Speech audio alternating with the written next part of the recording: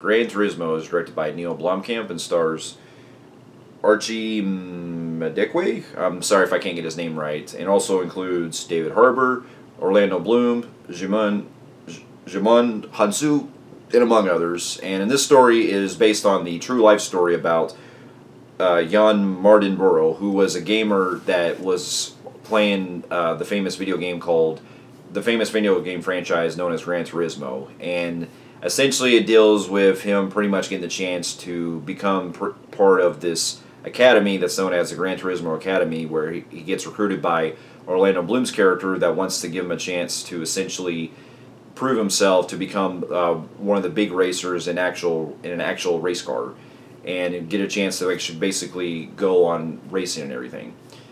And along the way, he basically encounters some training that's involving with David Harbour's character, and he also has to start to realize that things on the real life are different from playing a video game. Now, here's a little backstory. Now, this movie was actually directed by Neil Blomkamp, who I've actually been a really big fan of. Sadly, the guy hasn't really made such great movies that I've really seen much in quite a while, ever since I saw District 9, because I really loved District 9, and I did enjoy Elysium, even though it did have its issues. But after that, I did hear that the rest of his films fell into some pretty, downward spiral, which didn't turn out well. Like, I heard Chappie wasn't that good, and that other one he did not too long ago, that horror film he did, I heard wasn't that good either. And so it's a shame, because it really seemed like the guy was really trying to make something in Hollywood and everything for a while, and really turning these really big, epic type of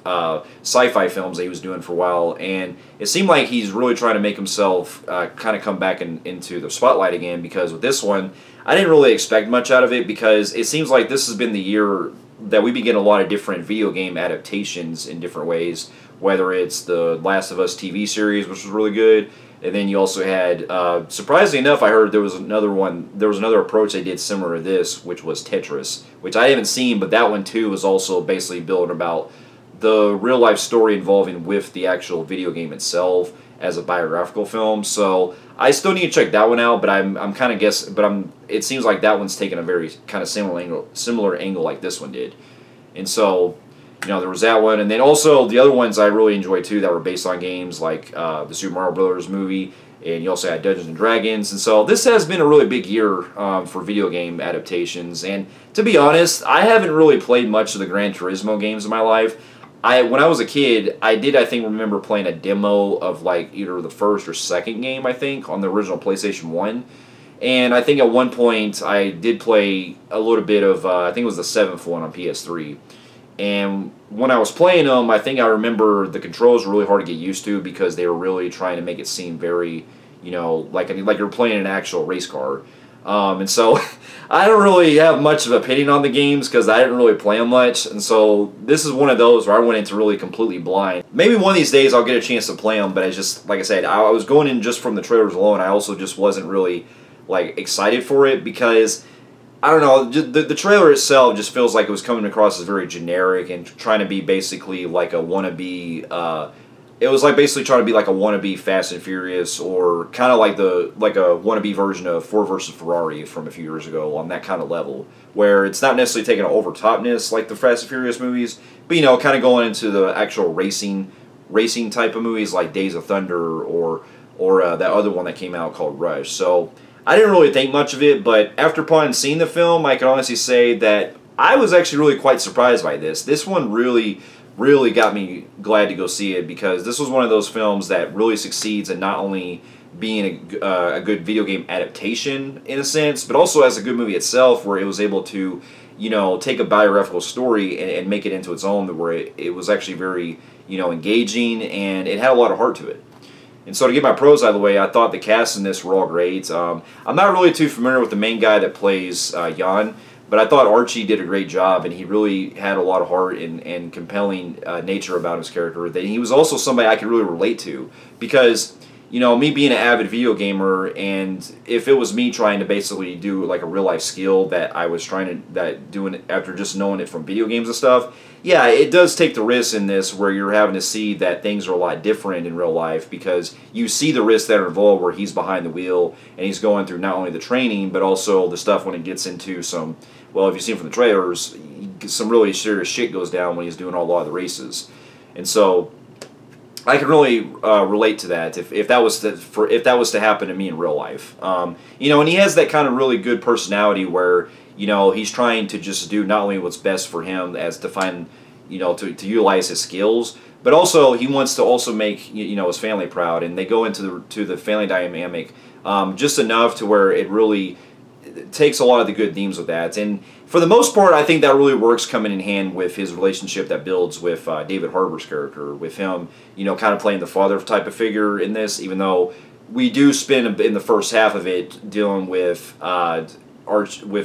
trying to, you know, make it and seem like, you know, he's having some issues with his actual father and stuff. And that's kind of a pro-con I'll get into some later with, and that kind of results with the screenplay being a little bit too jumpy at times, or not really giving a focus in certain aspects on that. But it still really does showcase a lot of, you know, the development that deals with not only with Jan having to go through the race and everything, and when he gets into the actual really serious stuff going along behind the wheel, but also the arc that also develops with David Harbour's character where, you know, he's seen all these different gamers coming together and he's really just, you know, skeptical at first because he's against it and all that. And then as you discover more about his backstory later, it really adds a whole lot of nuance to his character that I really enjoyed.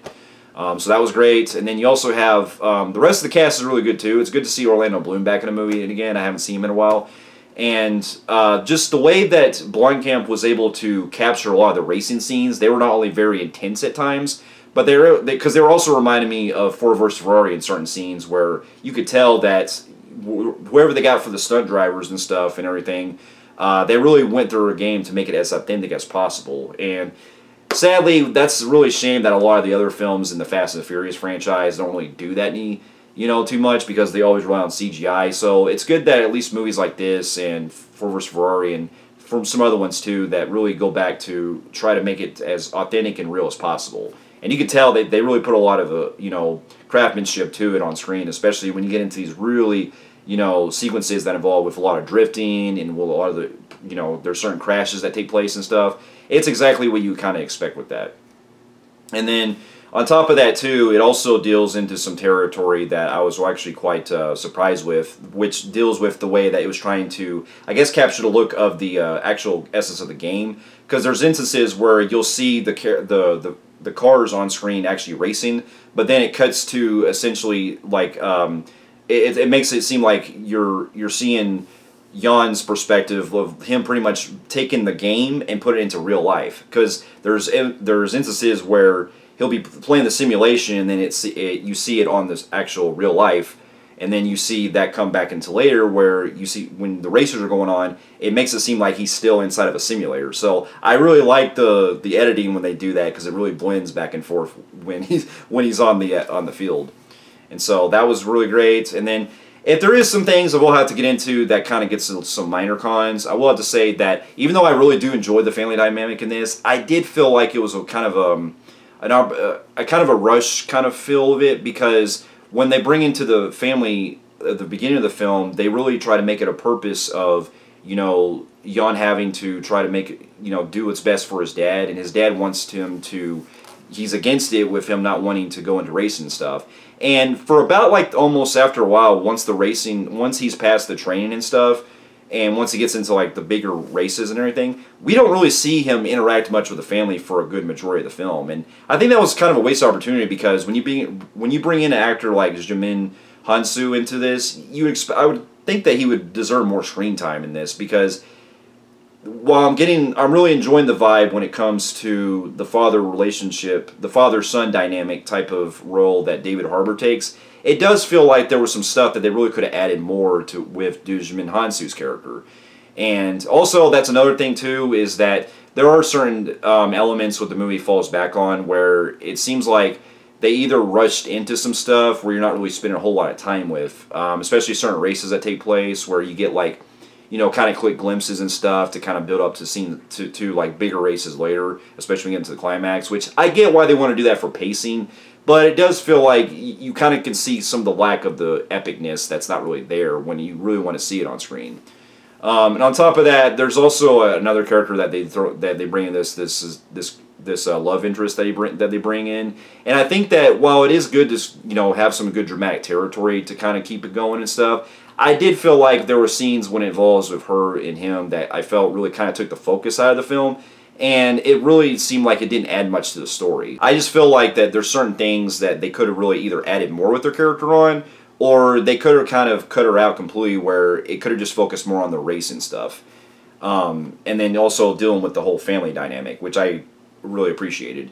And so there was that. And then on top of that, there was also some other things too, where the movie does feel very derivative of a lot of other stuff that we've seen in other, you know, racing films and other sports films. That does seem like it's been there, done that, and it becomes predictable a lot when you kind of know where certain scenes are going, especially when they have, like, this falls into some other stuff involving with more characters added, where you have like some rival racers that are coming in that you can tell where the movie's going with it, and it gets into some stuff in the second act where it starts to unravel, and you have to, and it leads into stuff that you kind of know where it's going toward the end. But with that being said, though, I still really did enjoy the movie a lot, and it's definitely one of those where it still has a lot of heart to it, and it does have some emotional stuff in it that really gets to me. And so with that, I'm going to give the film a very extremely high